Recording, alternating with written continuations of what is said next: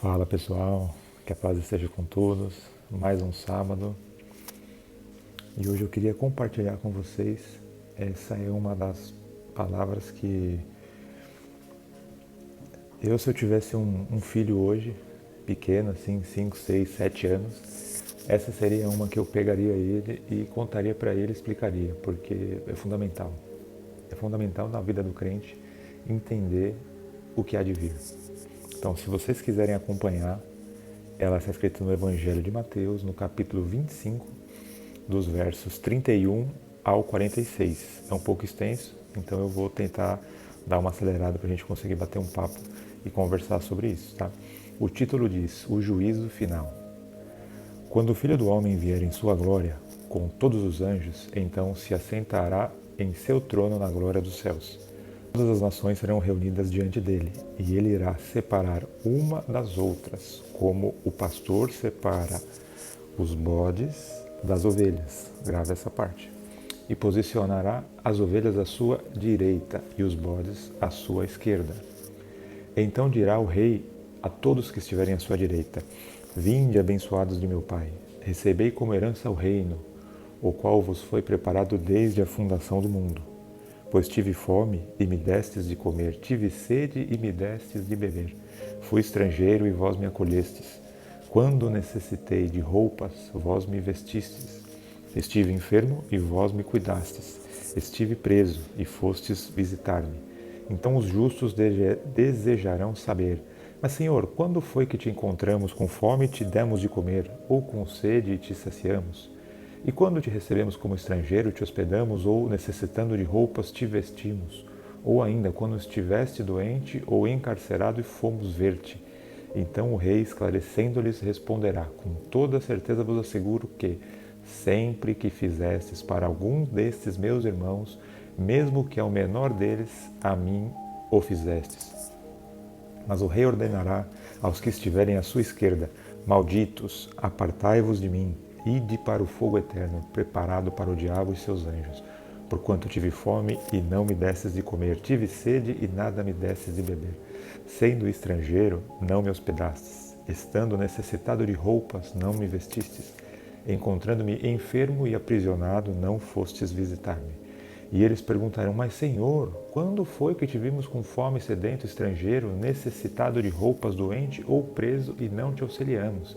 Então o rei lhes sentenciará: Com toda certeza vos asseguro que sempre que deixastes de fazer para algum destes meus irmãos, mesmo que ao menor deles, a mim deixastes de fazer. Sendo assim, estes irão para o sofrimento eterno, porém os justos para a vida eterna. Meus irmãos, eu eu explicaria isso para o meu filho, não para que ele tivesse medo, para que ele entendesse qual que é a base dos valores do reino. Em primeiro lugar, né, por que Jesus fala em separar os bodes das ovelhas? Isso é uma analogia muito simples, porque as ovelhas, elas são o quê? São dóceis, elas andam em grupo, elas reconhecem a voz do pastor e respeitam. Já os bodes, embora façam parte do rebanho, eles são mais rebeldes, eles tendem a gerar um pouco de conflito ali uns com os outros, e isso faz com que eles acabem dispersando o bando, né? Ou seja, deveriam estar todos ali aos cuidados do pastor, só que não é assim, e o pastor já sabe. Então chega uma hora que ele separa os bodes das ovelhas. Então é uma analogia muito simples, né? Porque na época que foi escrito isso, não que foi escrito, na época que o Senhor Jesus estava dizendo esses ensinamentos, era muito comum para as pessoas, né, entenderem essa analogia, que o pastor, ele queria o bem das suas ovelhas, ele orientava, ele protegia, ele provia e ele fazia um lugar seguro para que as ovelhas pudessem conviver. Mas no rebanho não tinha só ovelha, tinha os bodes. Então o bode, ele era rebelde, ele causava confusão, ele fazia que ouvia a voz do pastor, mas ele virava, o pastor falava para ir para lá, ele ia para o outro lado, e ele ficava gerando conflito. Só que à noite, esses pastores, eles têm que separar os bodes das ovelhas. Por quê? Porque senão ninguém descansa. Se eu fosse fazer uma analogia de uma maneira mais simples ainda, se Jesus é o nosso pastor, porque ele nos guia, ele nos protege, ele ofereceu a sua vida como sacrifício, E nós, os fiéis que escolhemos segui-los como um pastor, nós somos o que? As ovelhas. O reino dos céus que foi apresentado para nós era como se fosse o pasto que o pastor oferece para que nós pudéssemos viver tranquilos e sobre os cuidados dele, porque ali nós teríamos proteção, cuidado e a direção do nosso pastor. Irmãos, isso deveria ser muito simples, porque a ovelha confia no pastor, a ovelha reconhece o pastor e ela segue. E os bodes, eles são rebeldes, eles causam discórdia, eles tentam dispersar o rebanho o tempo inteiro. Veja que com isso a gente pode tirar uma comparação com uma pergunta que fizeram ao Senhor Jesus, porquanto chegaram para ele e falaram assim: Mestre, qual que é o maior mandamento da lei? Aí Jesus respondeu: amarás o Senhor teu Deus de todo o teu coração, de toda a tua alma e com toda a tua inteligência. E o segundo é semelhante a este: amarás o teu próximo como a ti mesmo. A estes dois mandamentos estão sujeitos toda a lei e os profetas. Pois bem, amar o Senhor acima de todas as coisas, com todo o teu coração, toda a tua mente, isso é um mandamento mais claro que isso não tem como, ou seja, ele é autoexplicativo. Não existe nada nem ninguém acima do nosso Deus para a gente amar. Ponto. Isso é autoexplicativo. Agora, amar o teu próximo como a ti mesmo parece simples, mas as pessoas acabam distorcendo de uma maneira seletiva, ou seja, de uma maneira que as convenha com determinada situação. Você vê lá que ele vai separar as ovelhas dos bodes. Por quê? A ovelha, ela segue o pastor. A ovelha, ela ouve a voz. A ovelha aceita ficar sobre os cuidados e ela confia que o pastor está provendo melhor. O bode, ele quer estar no rebanho, mas ele quer viver por conta própria, ele quer pastar no lugar que ele quer fazer as coisas na hora que ele quer. O pastor chama, ele não vem. E ele fica ainda causando tumulto. Então, por isso que você estar no pasto e não se comportar como ovelha, isso daí vai te custar caro. Aonde que a gente quer chegar com isso? Quando Jesus nos ensina a amar o próximo como a nós mesmos, sendo uma boa ovelha, a gente vai praticar isso porque a gente confia no pastor. Agora, se você não confia, você vai procurar uma justificativa para que você possa justificar o porquê que você não está amando o teu próximo do jeito que você deveria. Irmão, ser uma boa ovelha não requer prática e nem habilidade especial, não requer conhecimento teológico profundo, não requer ritualística, não requer sacrifício, requer apenas uma coisa, requer apenas confiança e fé em Jesus. Jesus, ele valorizava muito a simplicidade. Do jeito que ele ensinava, do jeito que ele se vestia, as formas como ele operava os milagres, tudo era muito simples, não requer aquela complexidade, né? Por exemplo, uma vez ele curou um cego, misturando um pouco de lodo, o seu dedo passou no olho e ele voltou a enxergar. Olha a simplicidade disso. Agora eu quero fazer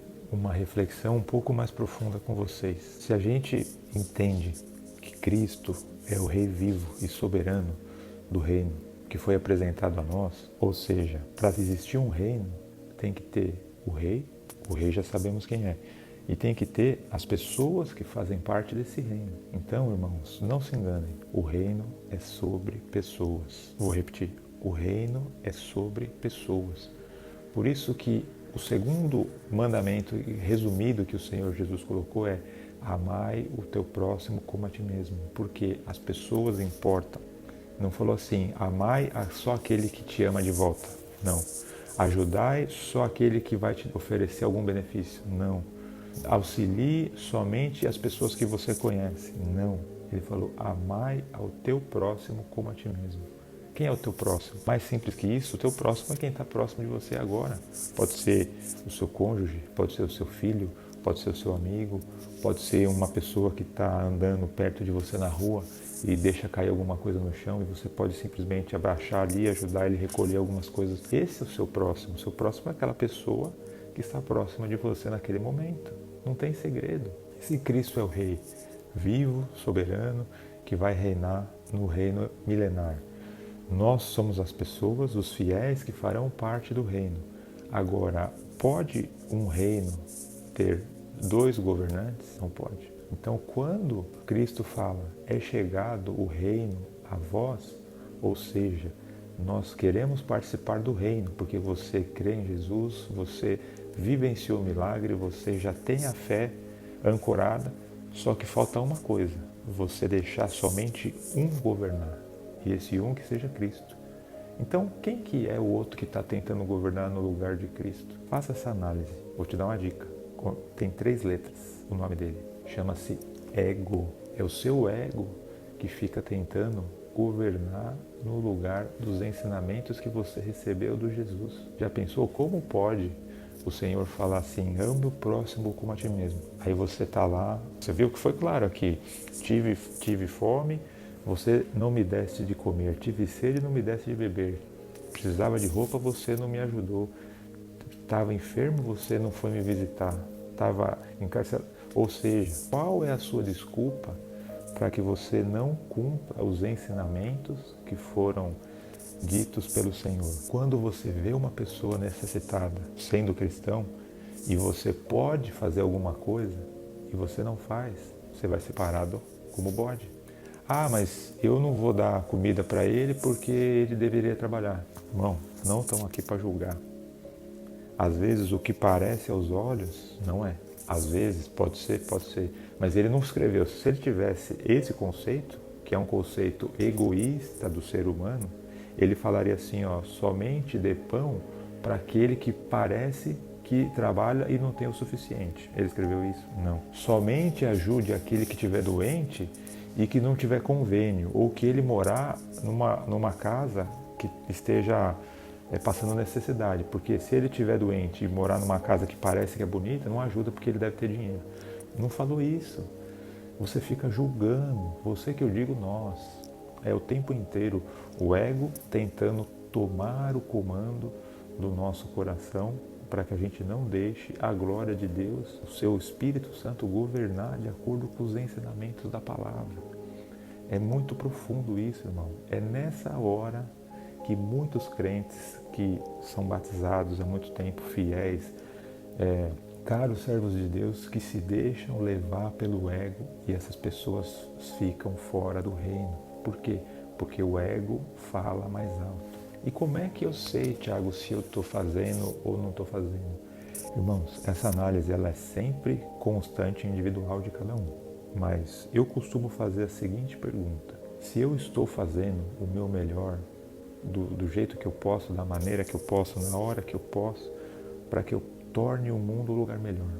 Ou seja, o lugar do cristão que segue o reino, que deixa Cristo governar a sua vida, o cristão deve tornar o mundo melhor. Se tem pessoa, os pobres, os famintos, os necessitados, os doentes, eles sempre vão existir, entendeu? Por mais que se faça caridade, por mais que se ajude, isso é uma condição que existe desde sempre, entendeu? Só que a gente precisa tornar o mundo um lugar melhor, porque se a gente só ajudar aquele que vai devolver pra gente, que vantagem tem nisso? Nenhuma, porque a gente está usando, agindo segundo os valores mundanos. Agora, quando você faz um bem para uma pessoa que você por acaso encontrou na rua, no hospital, dentro de um ônibus, parado num semáforo, você vai ajudar aquela pessoa, você nunca mais vai ver, mas o Pai que está no céu viu. Então você fez o bem para aquele que estava necessitado, aquele menor do seu irmão que estava necessitado. E quando você faz isso, é como se você fizesse para o próprio Pai, é como se você fizesse para Jesus. E pare e pensa. Então, faça essa análise, recomendo que faça sempre. Estou tornando o mundo, estou tentando tornar o mundo um lugar melhor? Não precisa de grandes coisas. Se você fizer na sua comunidade, na sua casa, no seu trabalho, com os seus vizinhos, com as pessoas que estão próximas a você, você já está cumprindo o seu papel. Não requer habilidades especiais, extraordinárias, você sair com o microfone na rua, falando. Não precisa disso. Há pessoas que fazem isso sim, tem chamado para isso sim, mas faça aquilo que você pode com o que você tem. Ou seja, torne o mundo melhor com os teus próximos. Se você faz essa análise, estou tornando o mundo ou estou tentando tornar o mundo um lugar melhor, e a resposta sua, sincera, íntima, ela for sim, bem-vindo ao reino dos céus. Agora, se você ficar na dúvida, se você falar assim, não sei, Enquanto houver vida, enquanto houver fôlego de ar no seu pulmão e você respirar, você pode mudar e corrigir a sua rota, para que você não seja separado como bode, mas sim seja separado como ovelha. Reflitamos, meus irmãos. Tamo junto. Fiquem na paz. Eu, porém, vos digo, amai a vossos inimigos. Bendizei os que vos maldizem. Fazei bem aos que vos odeiam. E orai pelos que vos maltratam e vos perseguem. Qual é o primeiro de todos os mandamentos?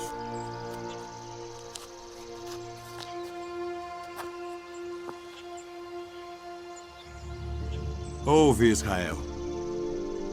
O Senhor nosso Deus é o único Senhor. Amarás, pois, ao Senhor teu Deus de todo o teu coração, e de toda a tua alma, e de todo o teu entendimento, e de todas as tuas forças. Este é o primeiro e grande mandamento. E o segundo, semelhante a este, é: amarás o teu próximo como a ti mesmo. Destes 2 mandamentos dependem toda a lei e os profetas.